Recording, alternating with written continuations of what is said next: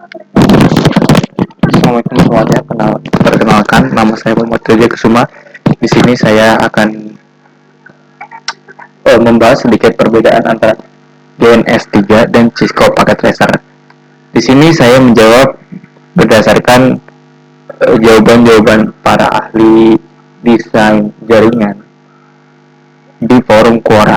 Jadi ada pertanyaan, apa perbedaan antara GNS3 dan Cisco Packet Tracer? Ada 3 jawaban. Di sini ada 4 jawaban. Satu jawabannya dari AI. Saya akan di sini coba jelasin sedikit jawabannya enggak. Yang murni jawaban para praktik membuat jaringan. Oke. Kata Mas Basko Koro Adi di sini dia bilang, kedua program tersebut mendirikan jaringan komputer dan koneksi jaringan di kehidupan nyata untuk memberikan kita gambaran simplistik, view gambaran sederhana apa yang sebenarnya sedang terjadi, dan juga keduanya memungkinkan untuk kita bisa mengkonfigurasi perangkat Cisco. Namun mereka mempunyai beberapa perbedaan. Di dalam GNS3,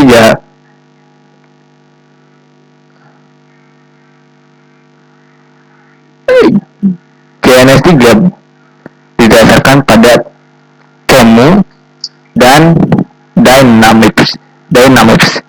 Ini hanyalah grafik interface atau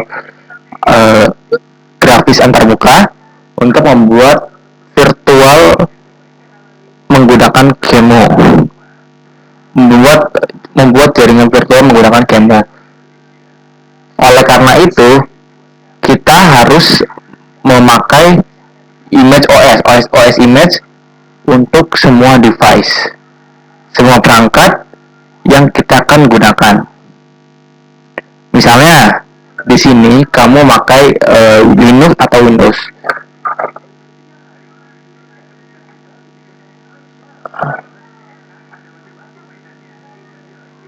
Misalnya di sini kamu harus memakai Linux atau Windows image untuk mengemulate sebuah komputernya atau mengemulasikan komputernya, dan juga kamu harus memakai unit actual Cisco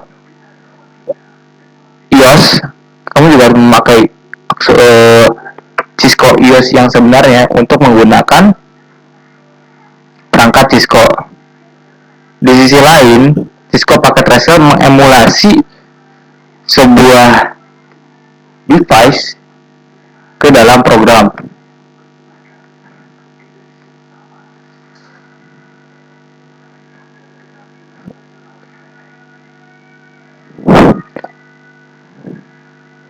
In general, secara umum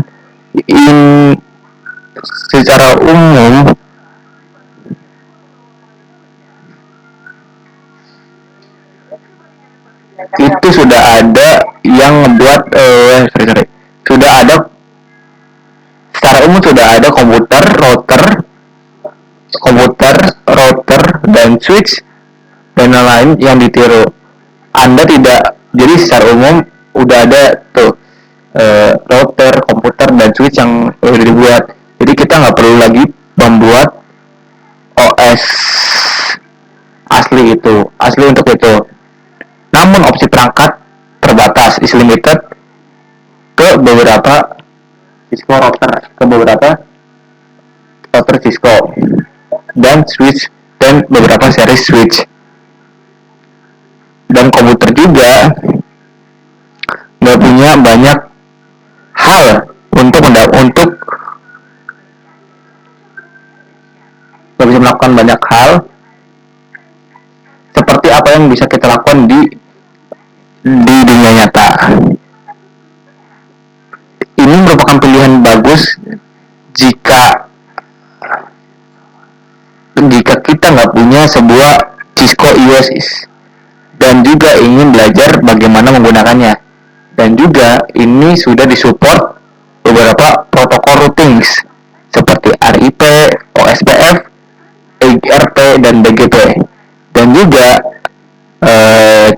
sini bisa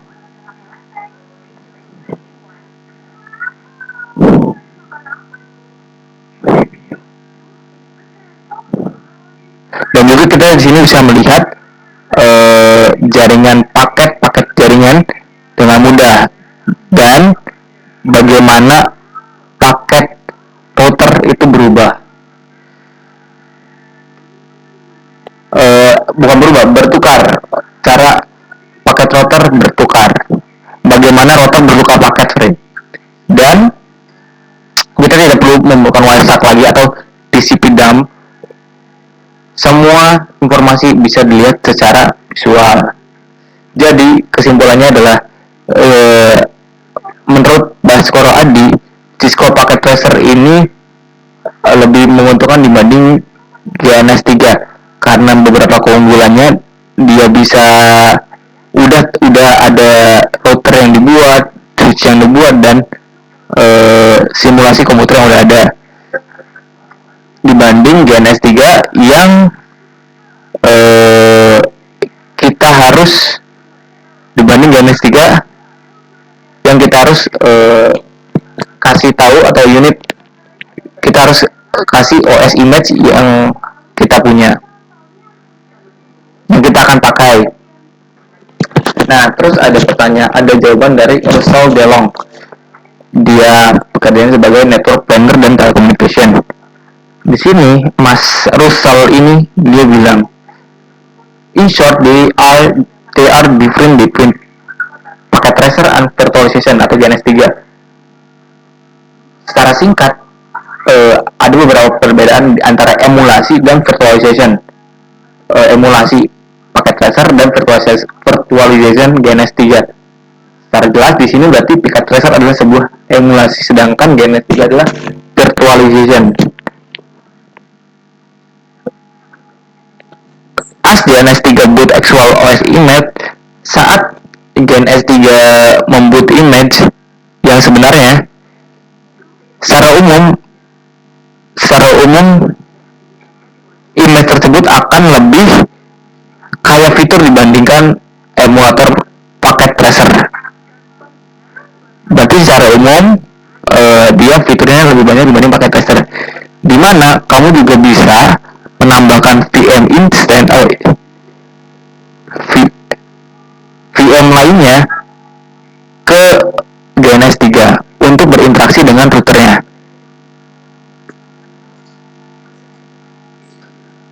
Sedangkan dengan packet tracer, host tanda kutip host hanya mensupport pengujian ping dan pengaturan DNS dan DHCP. Di sisi lain, Ethernet switch software itu sangat susah divirtualisasikan karena seringkali melibatkan ASIC, di mana perangkat keras tujuan khusus. Dan oleh karena itu, jaringan Ethernet biasanya dapat ditaruh di packet tracer. Lebih baik di packet tracer lebih baik daripada yang didefinisikan dari GNS3. Dan juga bukan berarti GNS3 nggak bisa support dropping simple switch.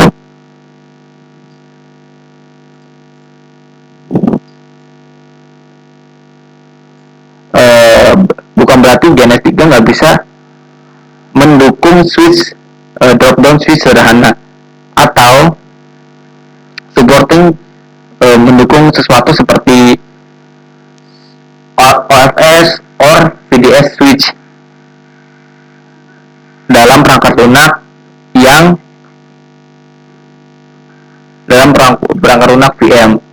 Tapi kamu tidak bisa drop down Cisco switch dengan iOS sebersih yang ada di packet tracer. Sebenarnya itu semua bergantung pada apa yang kamu lakukan. jika kamu ingin membuat sebuah lab spanning tree atau laboratorium spanning tree, gunakanlah paket tracer. Tapi kalau kamu ingin membuat sebuah web aplikasi database server ekosistem dengan virtual routers dan firewall, DNS 3 merupakan pilihan yang tepat buat kamu.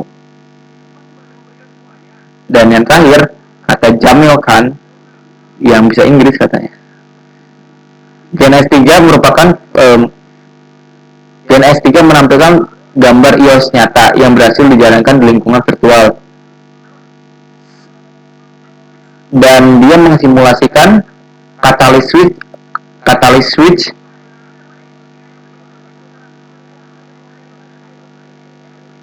yang ada di dalam banyak platform visual simulation tool, dan